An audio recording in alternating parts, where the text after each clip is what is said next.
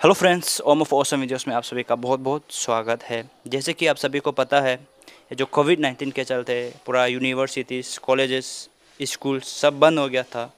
तो बहुत सारा कोर्सेज जो अधूरा रह गया था, तो उसको कंप्लीट करने के लिए अभी ऑनलाइन क्लासेस करवाया जा रहा है।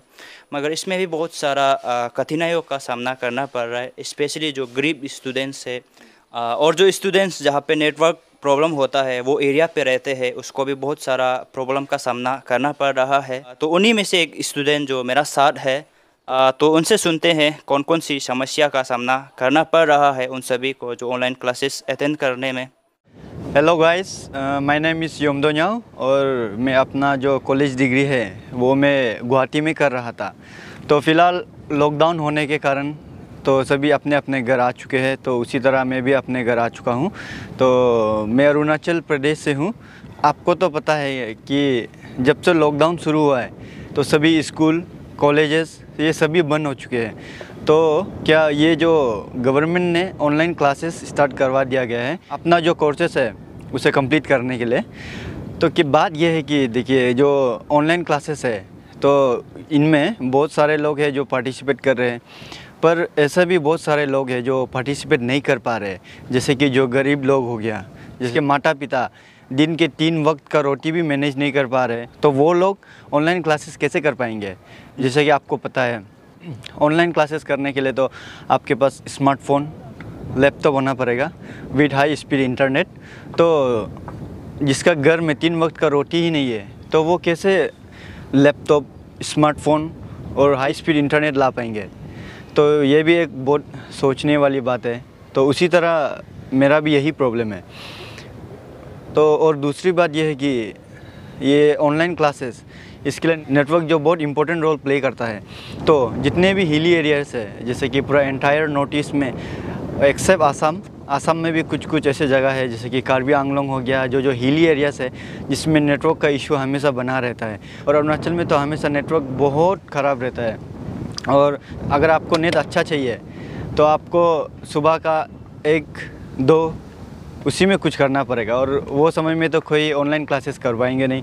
और एक बात, जब जैसे कि रोज़ मैसेजेस आते रहते हैं व्हाट्सएप पे कि आप लोग, हम लोग जितना भी जो भी है कॉलेज का ग्रुप होता है, तो सब्जेक्ट वाइज उसका वो होता है, ग्रुप होता है व्हाट्सएप पे। तो क्या होता है, तो मैं हमेशा देखता हूँ व्हाट्सएप पे कि इतना से इतना बजे क्लासेस होगा, इतना से इतना बजे आपको प्रेजेंट होना है, जो समय देता है। तो उसमें मैं क्या मीटिंग रूम में घुस जाता हूँ। तो घुसने के बाद भी क्या होता है, मुझे ना ही सर का आवाज़ सुनाई देता है, ना ही चेहरा दिखाई देता है सर का, और उन लोगों को भी पता नहीं है कि मैं भी प्रेजेंट हूँ ऑनलाइन क्लासेस में। तो ये सब नेटवर्क ख़राब होने के कारण ये सब होता है। तो और आप खुद ही सोच लीजिए, अगर आप खुद ही सोच लीजिए, मुझे ना ही सर का आवाज़ सुनाई देता है, ना ही सर का फेस दिखाई देता है, और उन लोगों को भी पता नहीं है कि मैं प्रेजेंट हूँ। तो इसमें मैं कैसे ऑनलाइन क्लासेस कर पाऊँगा। तो ये नेटवर्क होता है जो बहुत इंपॉर्टेंट रोल प्ले करता है। और ऐसे भी बहुत सारे स्टूडेंट्स हैं जो लॉकडाउन होने से पहले कोरोना वायरस के डर से जो बस्ती चले गए, और उन किसी का जो बस्ती है, विलेजेस है, तो उन पे ना ही सड़क पहुंचता है, ना ही इलेक्ट्रिसिटी है। तो आप खुद ही अनुमान लगा लीजिए कि जो बस्ती में ना ही सड़क है, ना ही इलेक्ट्रिसिटी है, तो उनमें नेटवर्क तो होगा ही नहीं। तो ऑनलाइन क्लासेस कैसे कर पाएंगे वो। तो ये एक बहुत सोचने वाली बात है। और जो ऑनलाइन क्लासेस वगैरह हो रहा है तो हर कोई अटेंड नहीं कर पा रहा है। जैसे कि गरीब लोग हो गया, और जो बस्ती चले गए वो लोग भी अटेंड नहीं कर पा रहे। और सुनने में आया है कि एग्ज़ाम को ऑनलाइन कराया जाएगा। तो देखिए, बात यह है कि अगर ऑनलाइन एग्ज़ाम करा भी दोगे तो क्या होता है, मान लो कि आपको जो क्वेश्चंस पेपर है ऑनलाइन के थ्रू मिल गया, तो आपने वहाँ पे दिया रहता है विदिन 3 आवर्स में आपको कंप्लीट करना है। तो आपने मानो 2 घंटा में कंप्लीट कर दिया।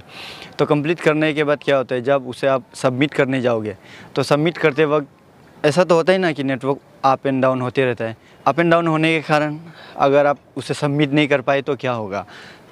और समय के हिसाब से अगर आप उसे सबमिट नहीं कर पाए तो आपको क्या 0 मिलेगा या फेल करा देंगे। तो ये भी एक सोचने वाली बात है कि अगर ऑनलाइन एग्ज़ाम करा भी दोगे तो बहुत तकलीफ़ है। और मेरा जो अपना दीदी है वो मणिपुर में बीएससी नर्सिंग कर रही थी, और वो भी उज्जैन आई है।